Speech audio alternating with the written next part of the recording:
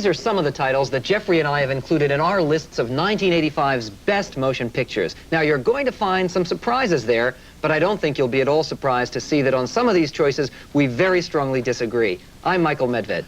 And I'm Jeffrey Lyons. This is our annual special in which we go over the 200-odd movies we've seen this past year to honor a select group of films we love. Movies which either entertained, stirred, or moved us, or deeply affected us. So much so that they're included on our Best Films of 1985 list. Since this year's crop is so diverse, we decided not to rank them, but instead to put them into some general categories so you can see just what sort of a year in film it was. So, Michael, let's hear your first choice. It wasn't an easy task this year, was it? Certainly wasn't, Jeffrey. Two of the movies on my list, however, are true stories of extraordinary women who made their mark as creative artists. In the first of them, Out of Africa, Meryl Streep plays the Danish writer who became known to the world under her pen name, Isak Dinesen. In this scene, she has just arrived in Africa when she meets a safari guide, played by Robert Redford. Good morning. Have you had trouble?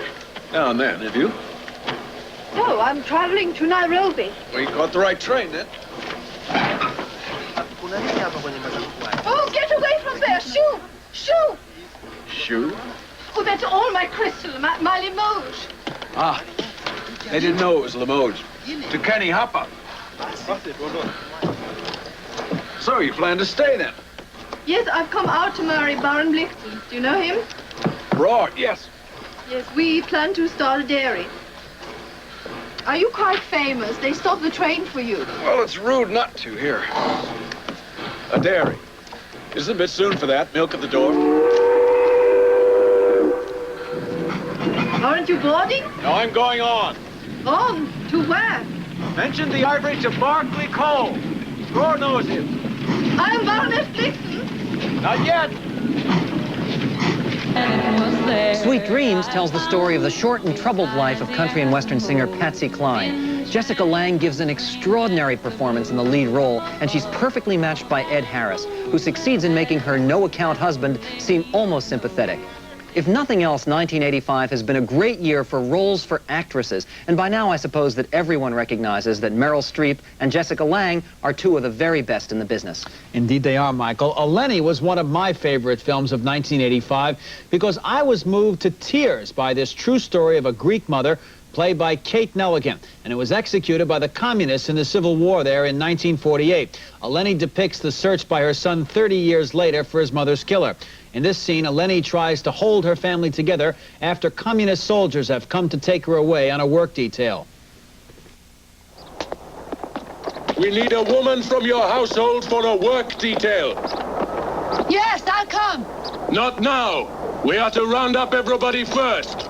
Bring extra clothing. You will be gone 3 to 4 weeks. No, I can't. We leave in an hour. That's an order.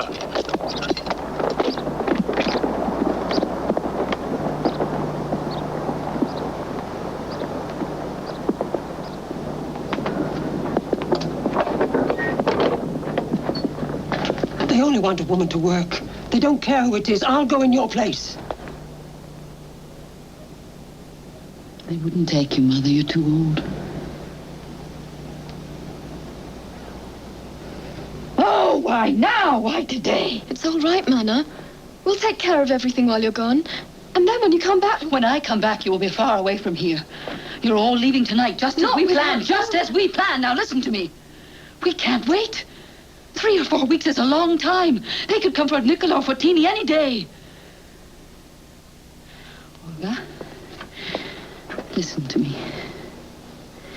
You are the oldest. You must take my place. When you are safe, you must write to your father and tell him what has happened. He will find a way to send for you. He will do that. He loves you. Not like you, Mana. I'll be all right. It may be better this way. I can be close to Glyceria and help her to escape. And the two of us will join you in America. We will.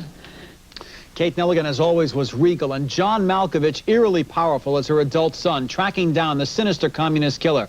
Eleni was, for me, the most moving drama of the year, and one of the year's best. Jeffrey, while I didn't exactly share your enthusiasm for Eleni, I think it's interesting that so many of the most important fine films of recent years have been based on true stories about real people. Not only the ones we're talking about this year, but in the past, Gandhi, Chariots of Fire. The Killing Fields, of course. Killing Fields, Amadeus. Missing. A lot of these movies just seem to want to be grounded in reality in order to try to portray something that will elevate people, educate them, as well as giving them entertainment. They appeal to a particular mood that a particular segment of the audience has. You want to go and see that sort of thing that night, and if the picture is good like these are, it really fulfills that need. Yeah, it does. That's something extra that people are looking for. Now, the first three films that we've discussed all tell tragic stories, but as far as I'm concerned, some of the best movies of 1985 have also been comedies. One of them is the wonderfully inventive Back to the Future, with Michael J. Fox as a high school student who travels 30 years back in time and gets involved with his own parents when they are teenagers. He's also involved, on both ends of his journey, with a marvelously mad professor played by Christopher Lloyd.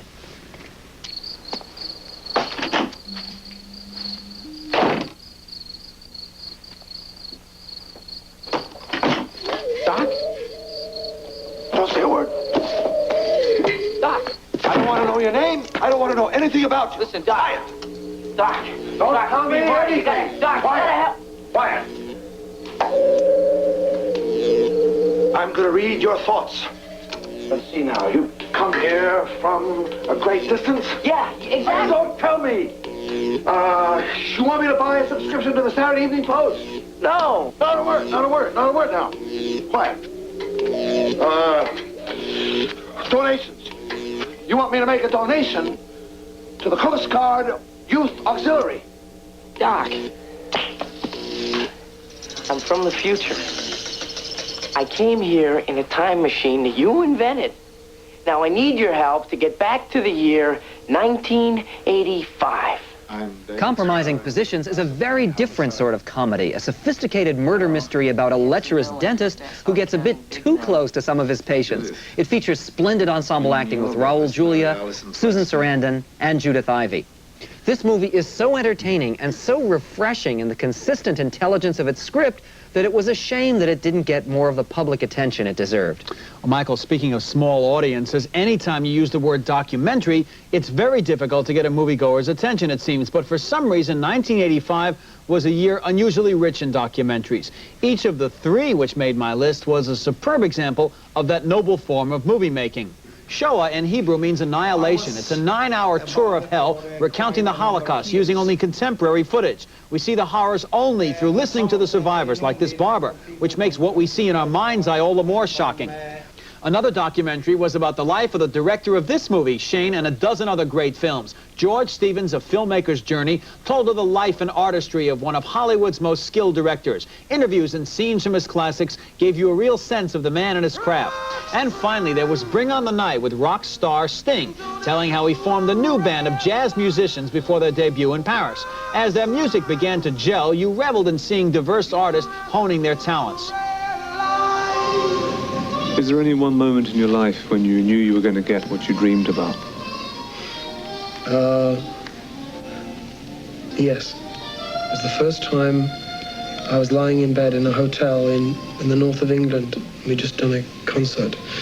And our first record was in the charts. And a window cleaner was whistling Roxanne. And that was it. I almost wept because I realized that he was whistling a tune that I'd written, something that I'd composed in my front room for no other purpose but to amuse myself.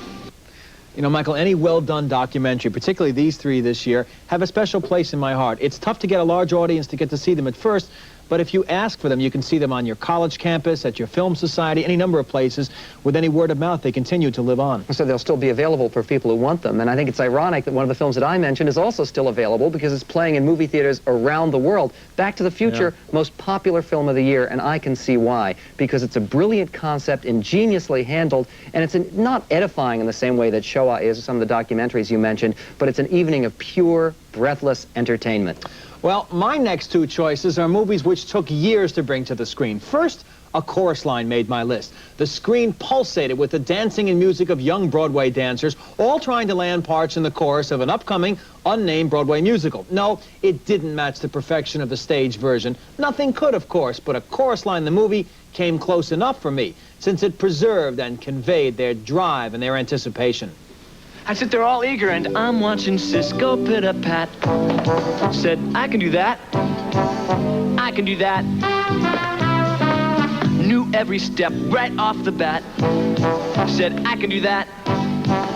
I can do that.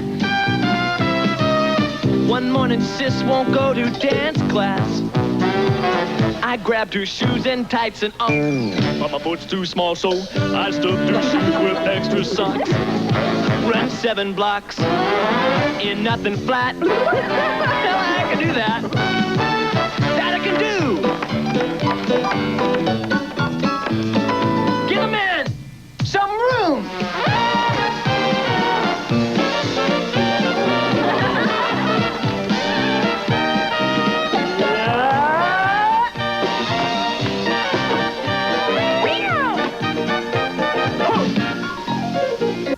Ron is also on my list, from the great director Akira Kurosawa. It's his sweeping, mesmerizing vision of King Lear, told in the context of feudal Japanese warfare. The acting's continually powerful, and the battle sequences visual poetry.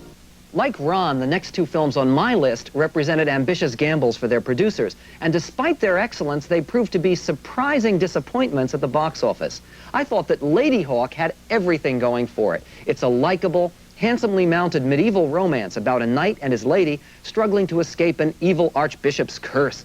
In this scene, the knight, convincingly played by Rutger Hauer, persuades a wily pickpocket, played by Matthew Broderick, to help him in his quest. Plenty stars Meryl Streep as a tormented aristocrat who can't adjust to British life after World War II, following her wartime heroics with the French resistance. It's a devastating, brilliantly acted view of disillusionment and the slow surrender of youthful ideals. Meryl Streep starred in 2 of the movies on my list, and her only tough break in 1985 is that under the rules of the Academy Awards, she can't win Best Actress nominations for both of these great performances in Plenty and in Out of Africa. True enough, Michael, but another actress certain to be nominated at least is Whoopi Goldberg, star of The Color Purple, high on my list of Best Pictures. She, director Steven Spielberg, and a superb cast painted an unforgettable, touching tableau of life among black people in rural Georgia. She played Celie, who endured a brutal, lifeless marriage for 30 years before finally asserting herself. It began to happen the night her husband brought home his lover, who was to become Celie's best friend. Celie! Hey, help me get in the house! Hey, Celie! Damn it, get in!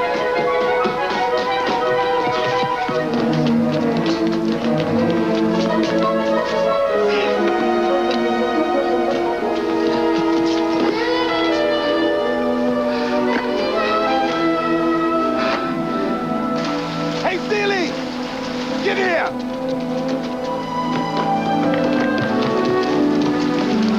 Celie, this Sugar Avery, friend of the family. Fix up the spare room. I can't move. I can't move. I need to see her eyes. I feel like once I see her eyes, then my feet can let go of the spot they stuck in.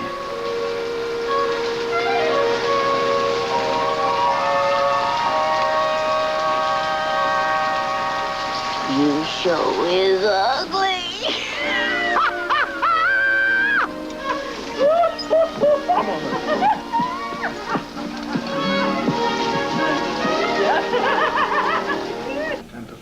Kiss of the Spider-Woman arrived in the summer with some of the best performances of the year.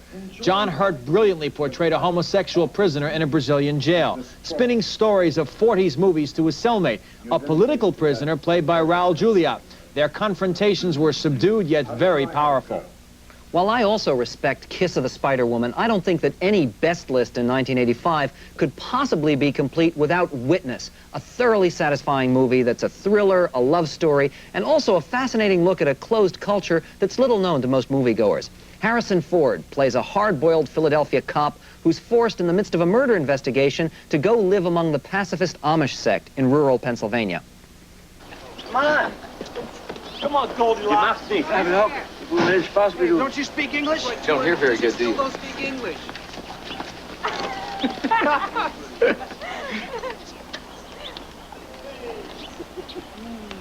On the chin, on the chin. And The chin, yeah. You look better, buddy. what's next, Jack? Come on down, Jack. Hey, they're not allowed to fight, Frank. You a man or what? Yeah, that's right. No fighting. They won't fight for their country either. It's not our way. But it's my way. No. How's it look? It looks great. Give it to me. Oh, okay. No, good. Comes another one. Look at this. Woo. Woo. It's all right, Book. Hey, watch it, Frank. He's gonna hit you with his Bible. Oh. You're making a mistake.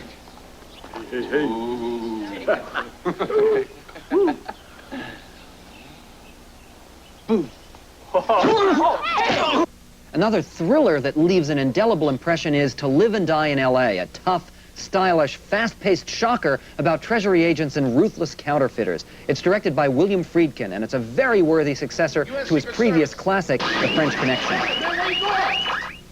Now, unfortunately, we've all become so jaded by the excessive violence we see on screen that it's a major achievement when a great director like Friedkin can present violent images that still have the power to shock us and to terrify us. That it did, Michael. You'd think, meanwhile, that we saw movies on 2 different planets this past year, since 8 of our 10 choices disagree. But we do agree on 2 movies this year, and one is an exotic adventure called The Emerald Forest. Set in the Brazilian jungle, it's based on a true story about an American engineer whose young son is kidnapped by shadow-like Amazon Indians. And the movie recounts how the father spent 10 years searching for his son. And here, pursued by a fierce tribe of neighboring Indians, they try to escape.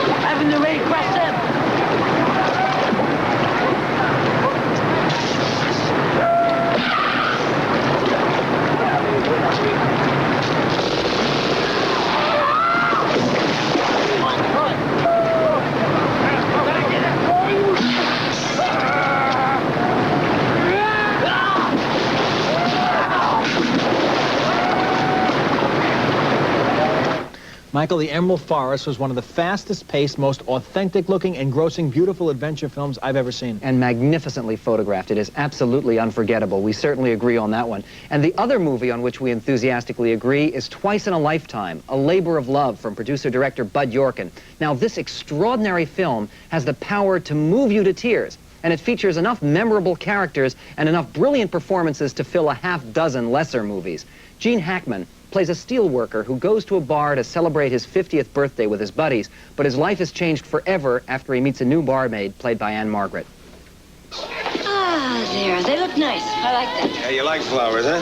Yeah. Guys giving them to guys. That's nice. Serbians always give flowers. We don't distinguish between men or women. Yeah, I heard that. Wait a minute. All right, here's something else we do. We make our own sliver bits, eh? Sliver bits? Homemade sliver bits. Come on, get up here now. Get up here. That's it. Come on. Now lean across. Take that. That's it. Now go ahead. You lock a hole in it. Go on. That's it. Perfect. Now I'm going to go right around here like this. Yeah? See, that way you can't fall down when you're drinking. Okay, go ahead. Ooh, that hurts, doesn't it? Hurts coming out. Oh, no. What? One more. Yeah. Oh, no.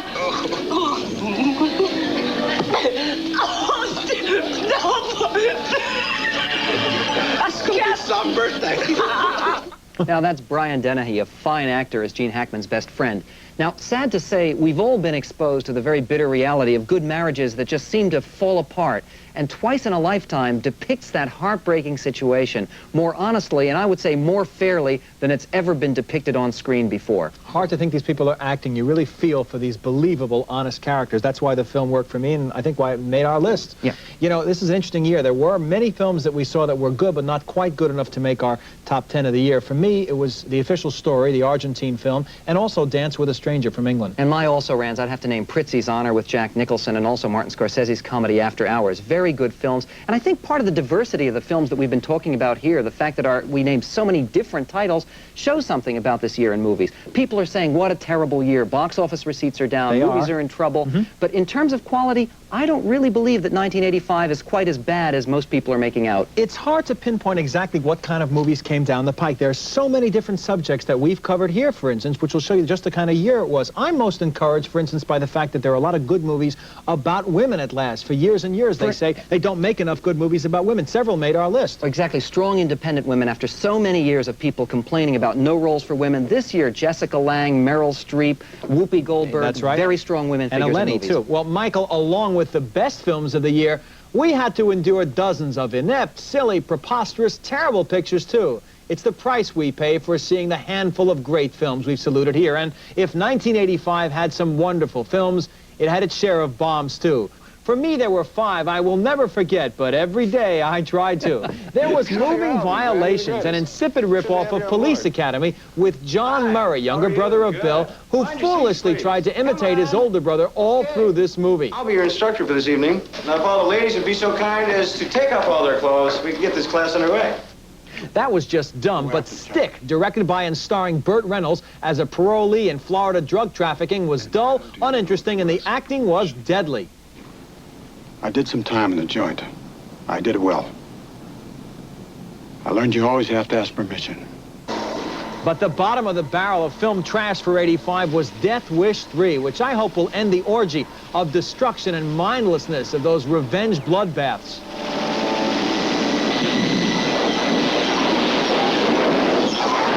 We're out of ammo. Don't forget Perfect with Jamie Lee Curtis as an aerobics maven and John Travolta as a reporter. The emotions were phony, the screenplay dreadfully preachy. What's wrong with wanting to be the best that you can be? What is so wrong with wanting to be perfect? And the idiotic fast forward about high school dancers from Ohio trying to make it in New York. Even the Muppets Take Manhattan with a similar theme was deeper than this amateurish tripe. I've never been out of Ohio before. So? Me neither. I've never even been to Cleveland. I strongly agree that the movies Jeffrey has selected should definitely be avoided by moviegoers with sensitive stomachs. But I'd like to add some further nominations for those films in 1985 that made an important contribution to the world of bad cinema. The Perils of Gwendolyn in the Land of the Yik Yak is a romantic adventure saga that proved no more appetizing than its title. It featured actors so incompetent that their dumb lines had to be dubbed from English into English.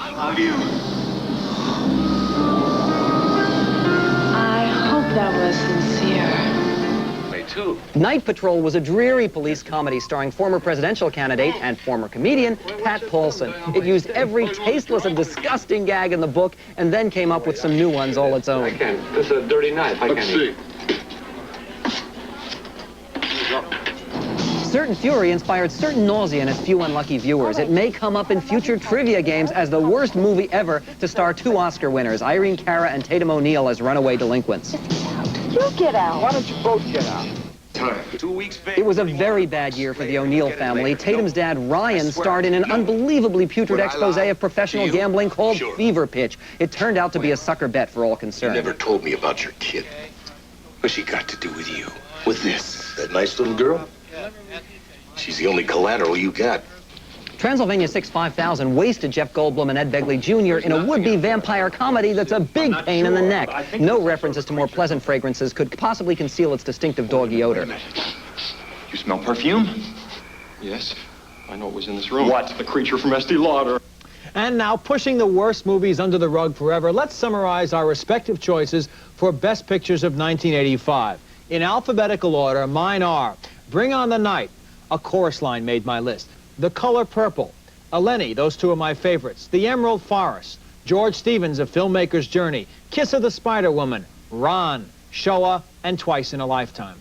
Of course, I've got a very different list. For my money, the best films of 1985 were Back to the Future, Compromising Positions, The Emerald Forest, Lady Hawk, Out of Africa, Plenty, Sweet Dreams, To Live and Die in L.A., Twice in a Lifetime, and Witness. And we look forward to an even better crop of movies in 1986, or at least I hope so. So it makes the job fun, Michael. That's it for this special sneak previews. So until next time, don't forget to save us the aisle seats.